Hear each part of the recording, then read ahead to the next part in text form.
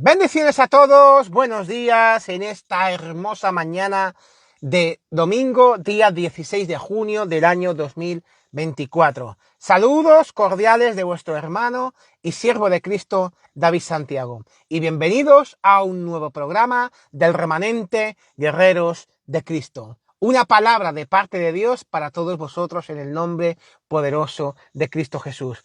El primer saludo que quiero mandar en esta hermosa mañana de domingo es a los patrocinadores de este programa, que es nada más y nada menos que el Ministerio Apostólico Oasis de Bendición.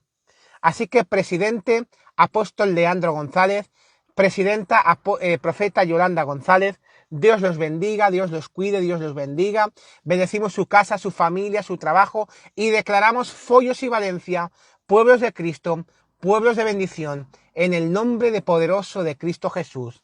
Amén. Y también declaramos vuestro país, Panamá, tierra de Cristo, tierra de bendición.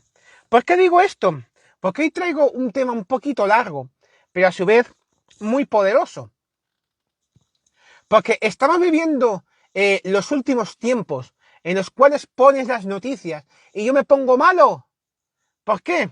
Porque lo está diciendo la televisión, son malas noticias, de que el coronavirus ha repuntado, que si la guerra de Israel, que si la guerra de Ucrania. Yo estoy tranquilo, porque genuinamente hoy os vengo a hablar del arrepentimiento de almas. ¿Por qué digo esto? Basta ya de malas noticias que están influyendo en nuestra vida diaria. Nosotros somos genuinamente hijos de Dios y a las personas que no estamos, porque dice la palabra, id y predicar el evangelio a toda criatura. Y para eso hoy vamos a tratar ese tema, el arrepentimiento, para irnos con nuestro Señor Jesucristo. Y vamos a ir a la palabra bíblica, que está en Marcos, capítulo 1, versículos 14 y 15. Y leemos la palabra en el nombre del Padre, del Hijo y del Espíritu Santo. Dice de que después de que Juan fue encarcelado, Jesús vino a Galilea predicando el evangelio del reino de Dios, diciendo: el tiempo se ha cumplido y el reino de Dios se ha acercado. Arrepentíos y creed en el evangelio. Hemos visto anteriormente, y mucho acerca del evangelio del reino de Dios, que el Señor Jesucristo predicaba y que había sido ampliamente anunciado a lo largo de todo el Antiguo Testamento. ¿Por qué dice de todo el Antiguo Testamento? Porque esta palabra de Marcos es uno de los 4 evangelios que ya es parte del Nuevo Testamento. Como ya sabemos, el término evangelio, su significado al lenguaje normal serían buenas noticias. Y este se relaciona con el reino de Dios. Para el ser humano no puede haber mejor noticia que saber que Dios todavía quiere que los hombres rebeldes, alcohólicos, drogadictos, fornicarios, adúlteros, enfermos y más, y pecadores, formen parte de su glorioso reino. Después de todo el desprecio que este mundo manifiesta activamente contra Dios, sería razonable que Él nos destruyera así, nos diera ¡pum!, sin dejar rastro de la humanidad. Pero el anuncio con el que el Señor Jesús comenzó su ministerio nos llena de esperanza. Dios sigue extendiendo su misericordia sobre pecadores y nos busca en su amor para invitarlos a su reino. Hoy vamos a comenzar a considerar cuáles son los requisitos que el Señor Jesucristo estableció para que los hombres pecadores puedan entrar en su reino. Y pronto veremos que no se trata de alguna cosa imposible de cumplir, sino que por el contrario, son condiciones que están en el alcance de todos. Básicamente, y los voy a resumir, se resumen en arrepentimiento y fe. ¿No sería coherente pensar que la relación perdida entre el hombre y Dios se restableciera sin la participación activa del hombre? Es necesario, y voy a poner un ejemplo, Jesucristo, pone todas las armas para que nosotros seamos salvos. Él Dios mandó a su Hijo unigénito aquí en la cruz del Calvario para que todos nuestros pecados fueran pagados. Pero si por mi parte, como hombre carnal, como carne, no hago algo de mí, nada voy a conseguir.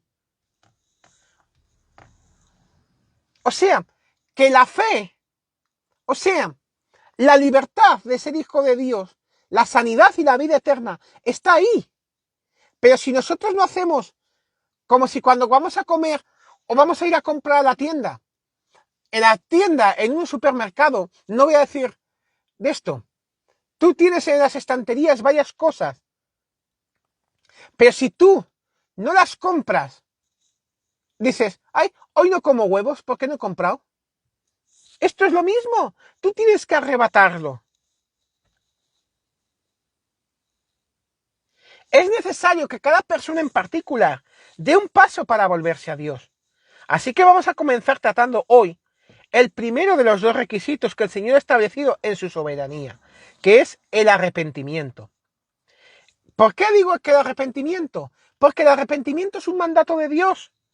Empecemos por notar que el Señor no solo predicaba arrepentimiento, sino que lo hacía como si estuviera dando un mandamiento. Dice, arrepentíos. Y así lo entendieron y lo predicaron también sus discípulos y apóstoles. Mira lo que dice en Hechos 17:30. Pero Dios, habiendo pasado por alto los tiempos de esta ignorancia, ahora manda a todos los hombres en todo lugar que se arrepientan.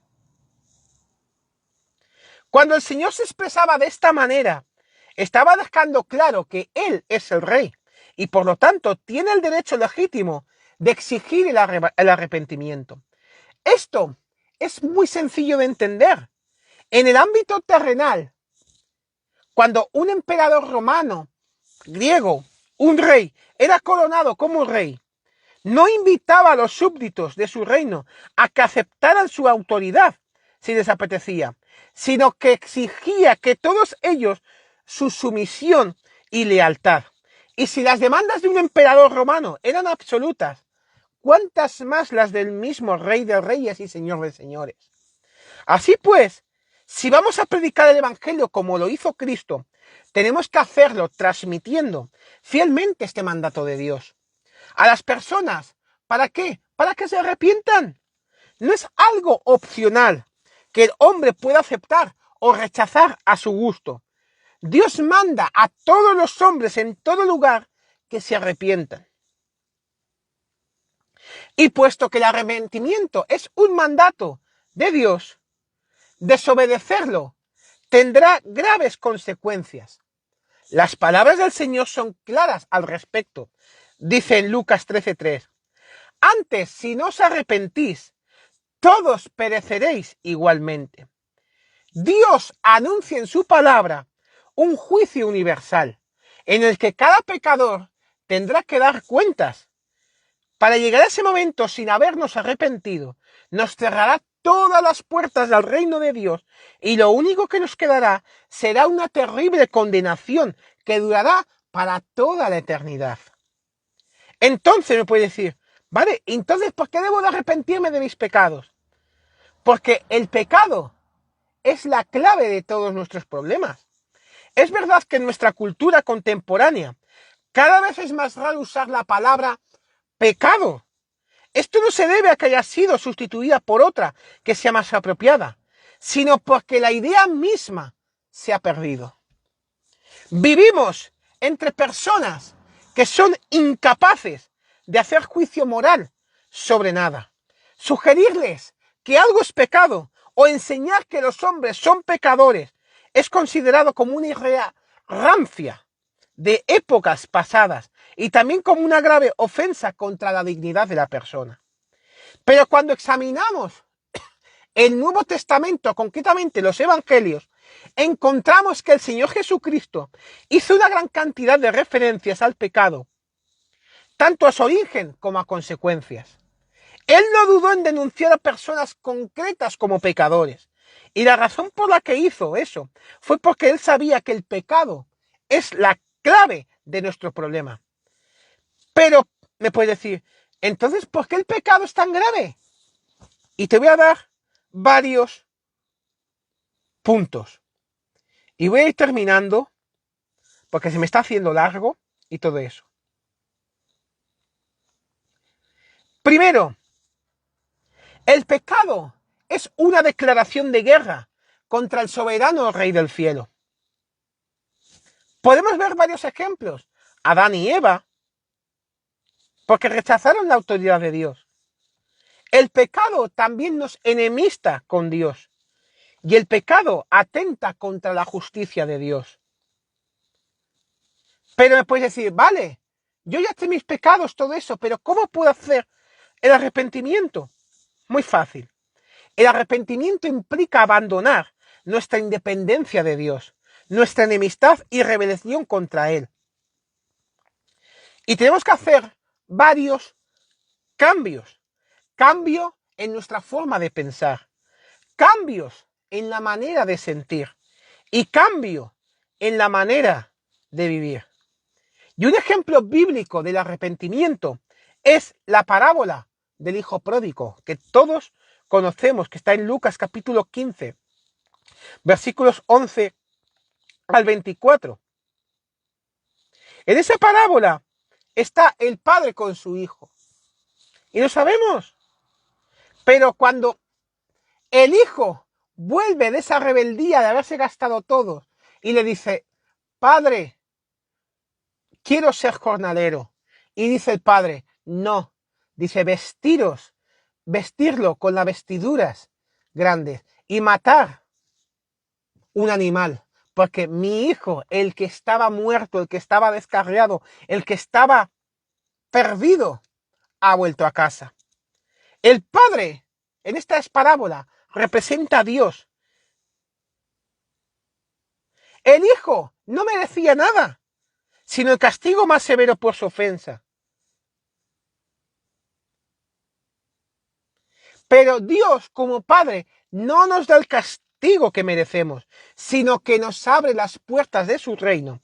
Aunque es imprescindible que no olvidemos que para disfrutar de sus bendiciones es necesario que antes haya en nosotros un genuino arrepentimiento de corazón, no de boca, sino de aquí del corazón.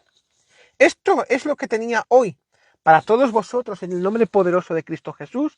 Así que Dios me los bendiga. Espero que esta palabra os haya hecho bien a todos vosotros y declaramos victoria en el nombre poderoso de Jesús. Que Dios me los bendiga, Dios me los guarde, Dios me los proteja. Saludos cordiales de vuestro hermano y siervo de Cristo, David Santiago, y nos vemos en el siguiente programa del Remanente Guerreros de Cristo. Una palabra de parte de Dios para todos vosotros en el nombre de Cristo Jesús. Que Dios me los bendiga, Dios me los guarde, Dios me los proteja. Buen día, buena tarde, buena noche en diferentes partes del mundo que es que me oís y declaramos victoria en esta mañana, de domingo, día 16 de junio del año 2024. Dios los bendiga y nos despedimos siempre en victoria. Hasta el próximo programa.